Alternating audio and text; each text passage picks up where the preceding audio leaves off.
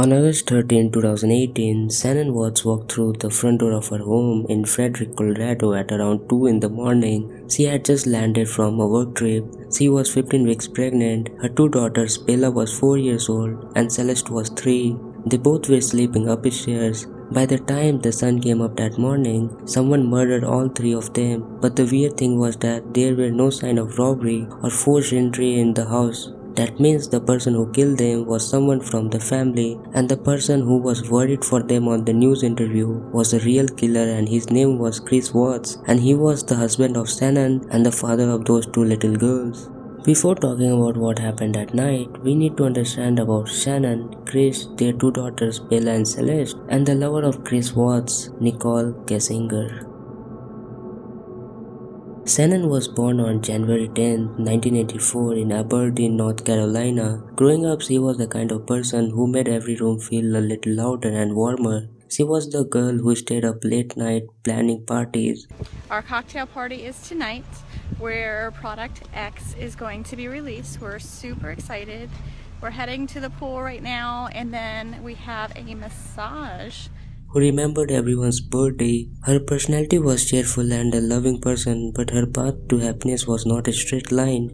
In her 20s, she was diagnosed with lupus, a chronic autoimmune disease that attacks the body's own tissues. She dealt with that while also going through a difficult first marriage that ended in divorce. By the time she was in her late 20s, she had rebuilt herself once again. She found a career selling health and wellness product through a company called Label under their Thrive brand. She was generally good at it. She built a following on Facebook, posted about her workout videos, motivational caption, family moment, and it was working for her. She was enjoying making videos and posting about her daughters. She met Chris around 2010, and after 2 years of dating, they got married in 2012. 2018, they had two daughters, a house, and a baby on the way. She had named him Nico, though the baby's sex had not been yet confirmed. She talked about him like he was already there. From the outside, Shanann looked like someone who had fought hard for her life and finally started living. Chris Watts was born on May 16, 1985 in Spring Lake, North Carolina. He grew up quite soft-spoken. His family and friends consistently described him the same way: gentle, passive, and easygoing. He worked as an operator, a physical outdoor job at oil well sites. He had been there for several years, earned decent money, and he was there considered a reliable employee. He was just a typical husband and father who loves to spend time with his family. But people who looked closer would notice something else about Chris. He was not really there in Shannon's social media videos. He often appeared stiff, a little performative, like someone's playing the role of a happy husband rather than actually being one. His smile rarely raised his eyes. What nobody knew that Shanann, not their friends, not his own family, was that in June 2018, just 2 months before the murders, Chris Watts had started an affair with a co-worker named Nichol Kessinger, and that affair had completely rewritten who he thought he was. Nichol Kessinger was a field environmental consultant who worked in the same industry as Chris. They met through work. She was 30 years old when the affair began in June 2018. She gave in a lengthy interview with investigators that she had no idea about Chris was still living with his wife and had no idea how serious their marriage still appeared to be from the outside. She said Chris told her the marriage was essentially over and he and Shanann were already separating, that he was ready to start a new life. She believed him, and the investigator who interviewed her largely believed that she believed him. Nichol Kessinger was not charged with anything. She was a witness, but she was the reason Chris Watts had decided somewhere in his mind that his family had become an obstacle in his life.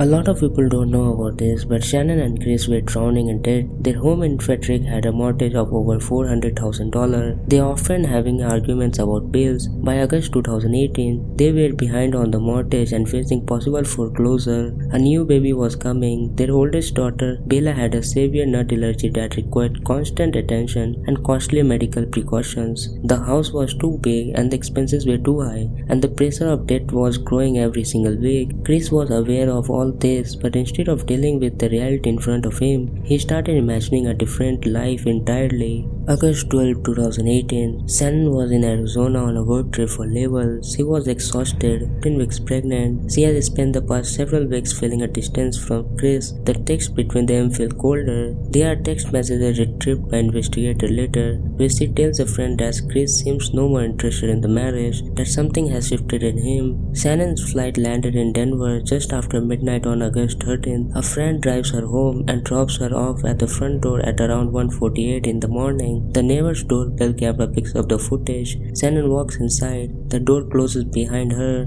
That is the last time anyone outside that house sees Shanann Watts alive. What happens next is reconstructed from physical evidence, phone records, and ultimately Chris' own confession, because he told this story twice and both times the story changed.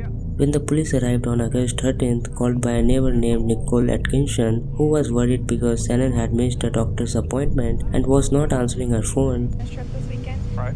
and I dropped her off at 2 o'clock this morning. She's 15 weeks pregnant. She wasn't feeling well, and she had a doctor's appointment this morning at 9, and I told her to let me know if she needed me to take her. She's got 2 little girls, and she was very distraught over the weekend, wasn't eating normally or drinking, and we kept trying to force it on her because she's pregnant. Her husband and her supposedly are separating, but she didn't know this. She thought they were just having issues. He disclosed that to me today. Chris was there waiting, calm. He told officer he and Shanann had argued that morning about the state of their marriage. He said he had told her he wanted to separate and she had taken the girls and left the house. He had no idea where they were. That same afternoon, he agreed to go on a camera in a local news interview. He stood on his front lawn numb. He said he just wanted them to come back. He said he wanted whoever had his family to know that they could be returned safely, but no one was aware of Chris lying, and who they were witnessing on the news was the actual killer of his own family. Taken off, I don't know, but if somebody has her and they're not safe, like, I want them back now. Like, that's what's in my head. Like, if they're safe right now, they're gonna come back. But if they're not safe right now, that's the not knowing part. Investigators pulled his phone records within hours. What they found detonated the missing family narrative almost immediately. The morning after Shanann came home while he was supposedly searching for his missing wife and daughters, Chris Watts had texted Nichol Kessinger. He had also used a location app to see where Nichol was. He had looked up sold houses in the area he was planning to move in. Cadaver dogs hid on Shannon's side of the bed, on the living room couch, and in the back of Chris' company truck.